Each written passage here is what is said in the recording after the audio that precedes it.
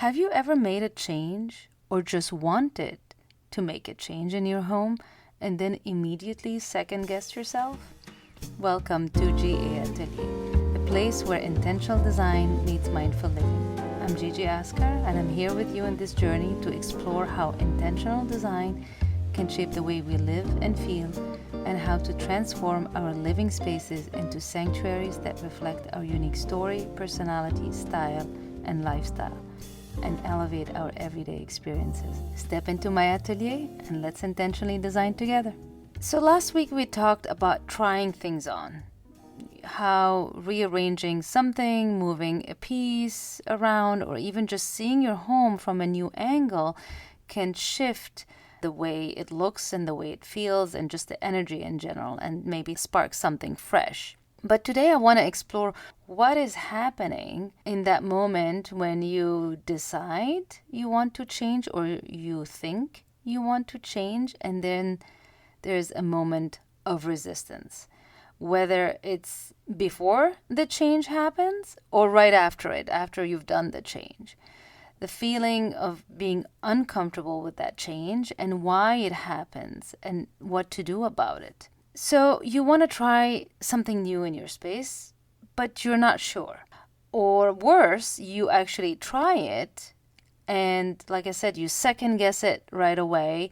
You think, something was wrong, this was a mistake, you don't like it. And you wonder if you made the right decision. And you're tempted to undo it right away. You just want to go back to exactly how it was. You're like, no, that doesn't feel right. Let's just put it back.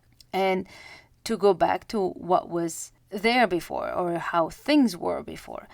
But change, even the kind we choose, even the kind we want or think we want, can sometimes bring that discomfort first, at least in the beginning.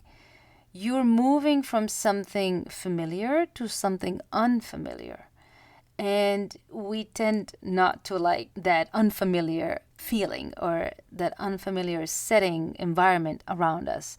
It takes a while to get used to things being different or looking different, in that case, especially with design. Our brains are wired to like the familiar. Even if the previous, let's say, choice or layout or design that you have wasn't working, it was maybe even bothering you somehow, even if, for example, the old color was wrong, you just never liked it, we get used to it. It becomes predictable, it becomes known, familiar.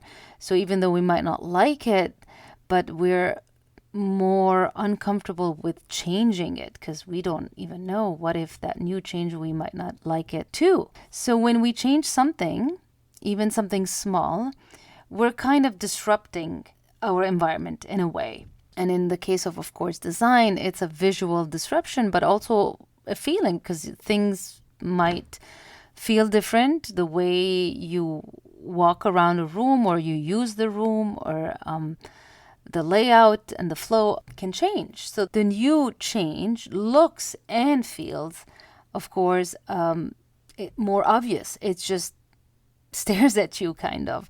It's literally there. You can see it.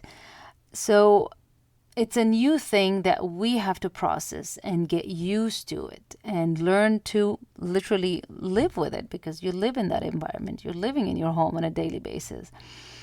But that's not always a sign that something is wrong.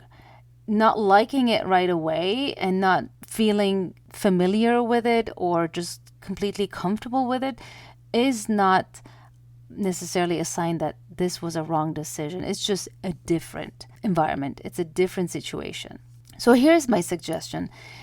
And it's what I tell myself and my clients is, what if you sat with it just a little longer? So you sat with the change in your environment, something maybe you did in a room, and you sat even with the feeling of that discomfort and see what happens. Simply live with it for a few days. Give it more than even a day or two and see how you feel after you've given it that chance, enough time.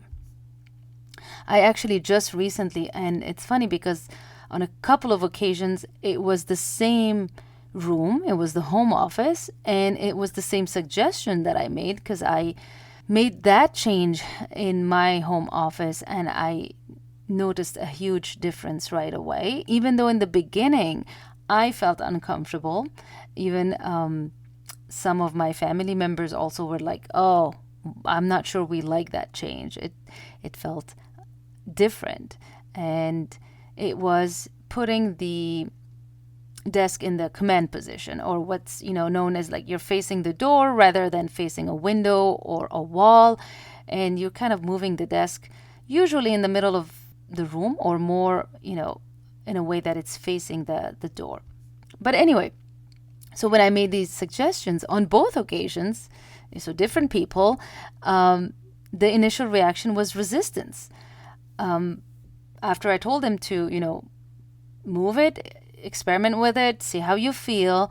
And they gave me all the reasons why this would not work. Oh, we have so many cables from the computer and the printer, or, the space will be cramped because the desk is now kind of almost in the middle of the room.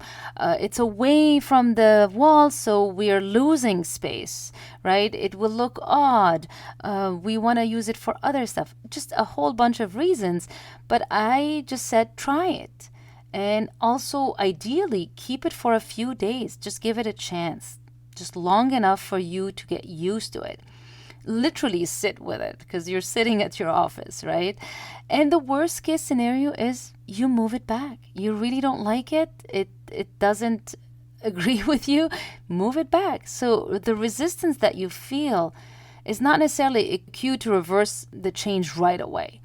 It's just an invitation to be patient and pay closer attention and see, what do I like about this change and what do I don't like about this change, as opposed to expecting yourself to be simply liking it and get used to it right away. So if you're in that in-between place and wanting to change something in your space, or having that nudge, that feeling, but you feel uncertain, you're not sure if it's going to look good, you have that hesitation, that's exactly where the design hour can support you. Sometimes all you need is a second eye and a little push, maybe, to move ahead and move forward with changes that you can actually do, maybe even within an hour in your space, and see. It's where I will guide you through, trying new ideas, seeing your space in a fresh way, and maybe all the potential it has that you're not seeing. And then again, sit with it and see how you like it. And from there, you can move forward and complete the design if you want to. So I'm offering a few sessions this month, and you'll find the link in the show notes to reserve yours if you want. So just for today, I invite you to change something, and then notice how you respond to that change, and sit with that unfamiliar feeling or uncertain feeling a little longer than you would want to, and just give it a chance. I hope this episode inspired you to welcome change, even when it feels uncomfortable at first. Thank you for joining my atelier, and if you love this episode, please follow the podcast and leave a review. I'd be grateful for that, and I'll see you in the next episode.